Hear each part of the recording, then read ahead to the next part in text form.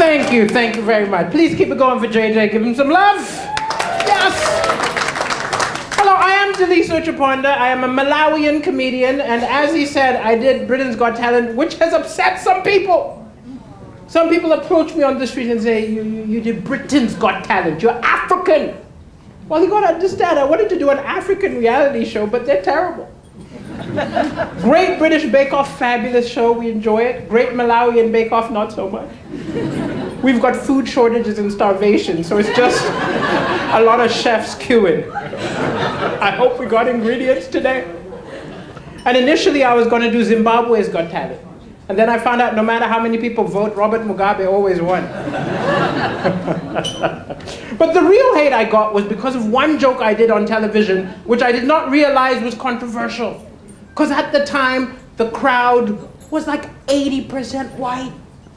And I was black. I mean, I'm still black. And I thought it would be funny to say, hey, 200 years ago, this would have been an auction.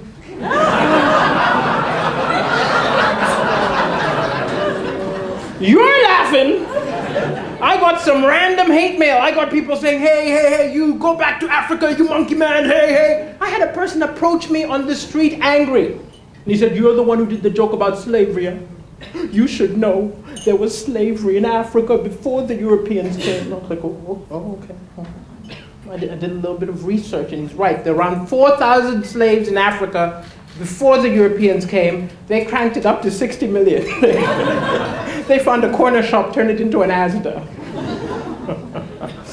But actually, JJ was reinterpreted my past. I didn't win Britain's Got Talent. I came third. And the person who won did something astonishing.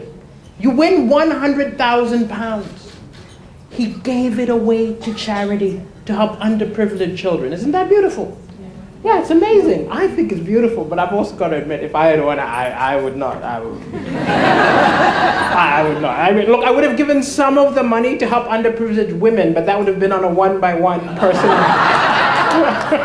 arrangement basis. Because I am looking for love. I'm looking for love. I'm at that age, all my friends are getting married, and married people forget how horrible it is being single. They love to call you, complain. They're like, oh, you're so lucky being single. I get home, my wife just starts nagging, nag. I'm like, hey, I have to nag myself. I get home, I'm like, what time do I call this?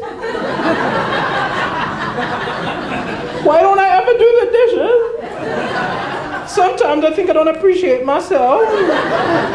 Should I? No, I've got a headache. But the world is built for couples. It is, think about it. Everything is made for couples. Even ready meals, the food of the lonely says perfect for two.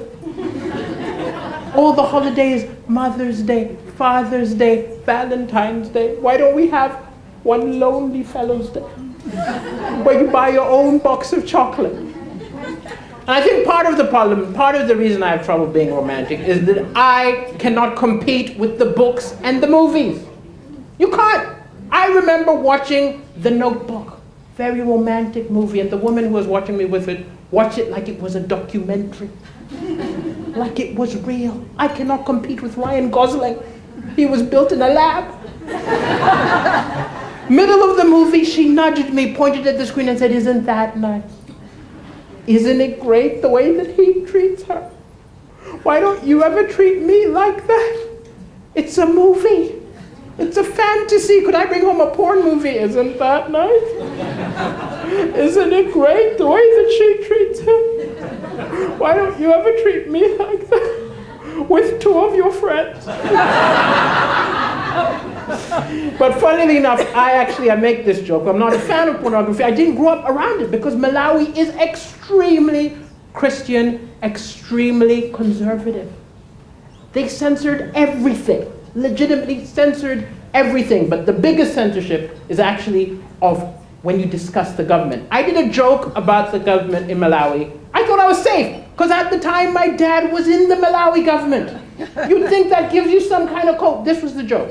My father was the Minister of Education. So I told a totally true story that when I was growing up, he was obsessed with education. No matter what grades I got, they weren't good enough. If I got 5 A's, 2 B's, he'd say, no, you're not reaching your potential. Apply yourself. If I got 7 A's, 1 B, I'd say, no! You're not reaching your potential. Apply yourself. And he's a self-made man. He just wants to be proud of me, so I understand. But now I called him and talk about the government. I called him the other day. I said, Dad, we've got food shortages all over Malawi and people are on strike. I don't think you're reaching your potential. Maybe you should apply yourself, Dad. I did that joke on a Friday evening. Saturday morning, front page of all the Malawi papers was my face. And the headline, Minister's Son Ridicules Government. I got a call from the Malawi Censorship Board angry. They said, we have heard you are trying to bring down the government. We are coming to arrest you. Where do you live? And I find UK is very accepting, very accepting. I mean, if you ever want proof of that, just look at the fact the British National Party fell apart. They're no longer a party. And the thing that I find hilarious is the reason they fell apart last year. They forgot to file the paperwork to renew their status as a party. They were defeated by admin. And you know what must drive them crazy? I bet they know if they had a few immigrants working in the office, they would have been fine. Malawi, as I said, very, very religious country. And it's a different level of religion. Here I've been to churches, it's very quiet, it's very solemn, it's not the same in Malawi. I don't know if any of you visited an African church? No? Oh, yes, you have.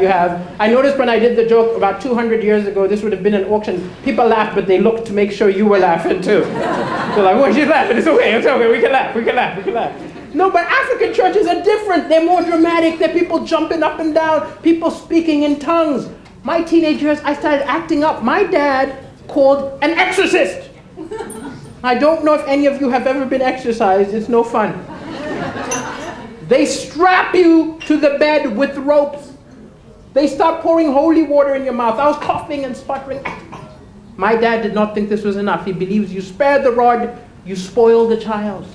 There was a big wooden cross. He grabbed it, passed it to the priest and said, beat him! Beat the devil out of him! The priest began to whack me. I was like, So understandably, when the priest said, Satan! I figured I should probably play along. Now I'd watched the Exorcist movie. I can't turn my head all the way around, but I gave it a shot. I was like, yes, I am Lucifer.